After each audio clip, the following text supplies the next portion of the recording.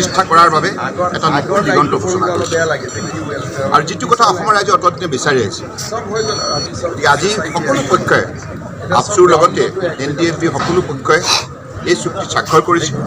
এই চুক্তিত BTC মুৰব্বীয়ে এটা গুৰুত্বপূৰ্ণ ভূমিকা পালন কৰিছে আৰু বিশেষকৈ এই চুক্তিৰ বাবে মই মাননীয় প্ৰধানমন্ত্ৰী নৰেন্দ্ৰ মোদী ডাঙৰীয়া আৰু মাননীয় গৃহমন্ত্ৰী অমিত শ্বাহ ডাঙৰীয়াক বিশেষভাৱে ধন্যবাদ জনাইছোঁ কাৰণ তেখেতসকলৰ বিশেষ তৎপৰতাত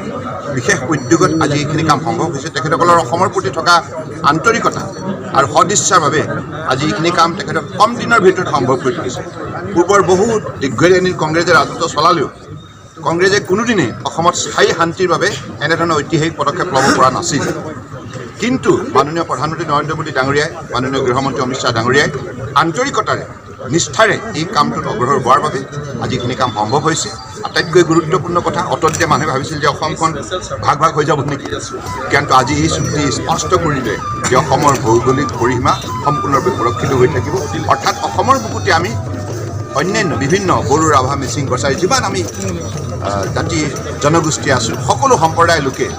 অসমৰ ভৌগোলিক পৰিসীমাৰ ভিতৰতে আমি একেলগে বসবাস কৰিম আমি বৃহত্তৰ অসমীয়া সমাজখনৰ উন্নয়নৰ বাবে আমি দৃঢ়তাৰে কাম কৰিম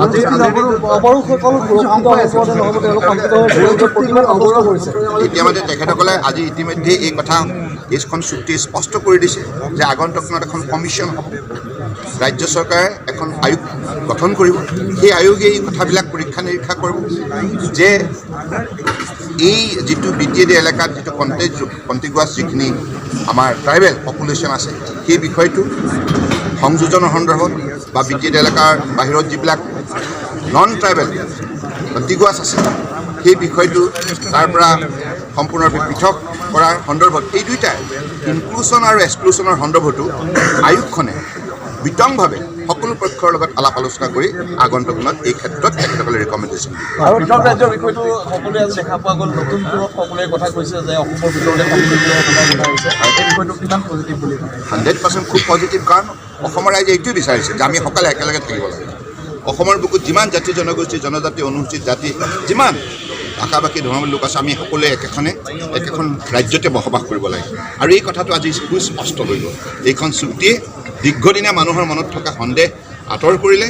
আৰু আজি মই ভাবোঁ ফৰকাল মনেৰে অসমৰ শদিয়াৰ পৰা ধুবুৰীলৈকে বৰাক ব্ৰহ্মপুত্ৰ পাহাৰ ভৈয়ামৰ ৰাইজে একেলগে মিলি এইখন অসমক ভাৰতবৰ্ষৰ ভিতৰত অন্যতম শক্তিশালী ৰাজ্য হিচাপে গঢ় দিয়াৰ এটা সুন্দৰ পৰিৱেশ আজি আৱিষ্কাৰ কৰিলে নিশ্চিতভাৱে আমি